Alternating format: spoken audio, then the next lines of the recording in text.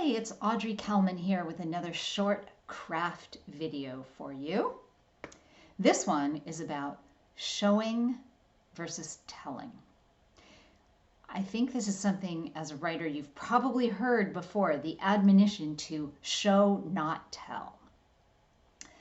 But what exactly does this mean? And more importantly, how do you achieve this on the page? And why is it so important? Well, you may not be surprised to know that it's important because the more you can show what is going on with your characters, the more you're going to connect your reader with the emotion of the story. And in terms of how you get there, this is the tricky part. So let's look for a minute at what we mean by showing versus telling. Telling you can think of as a summary of what's going on. You can think of it as using shorthand words for emotion, describing or naming the emotion, maybe saying he was sad, she was upset, he was frustrated, they were angry. These are all great emotions to have in your story, but using those shorthand words doesn't connect the reader with the feeling that's going on. So what does? What does are the details. And what I often like to do when I find myself, as often happens, in a first draft using that kind of emotional shorthand, I like to dig a little deeper by saying, how do I know she was sad? How do I know he was frustrated? What makes me think they were angry?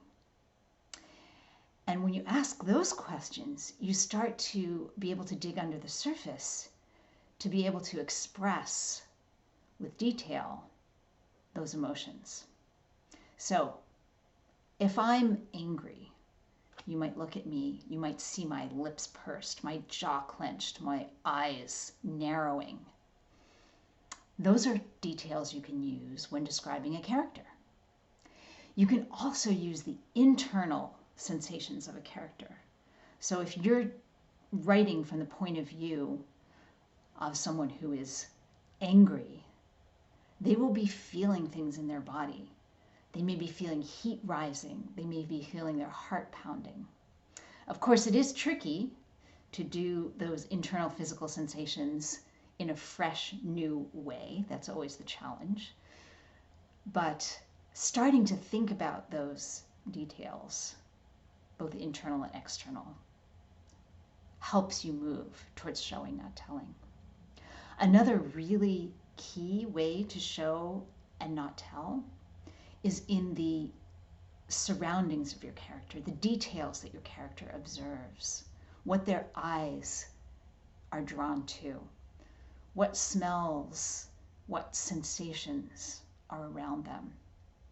And those things can become stand-ins. They can become metaphors for the emotions of your characters.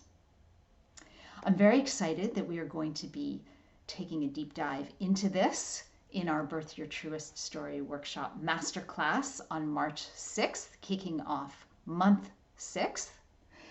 And I hope that you can join me and Jennifer Brody for our usual action-packed, writing-packed hour of writing prompts around this topic of showing versus telling, or showing and telling.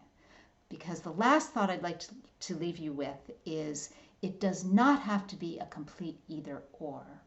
There is sometimes a place for telling as well as showing in your story, and getting that balance right is part of the craft.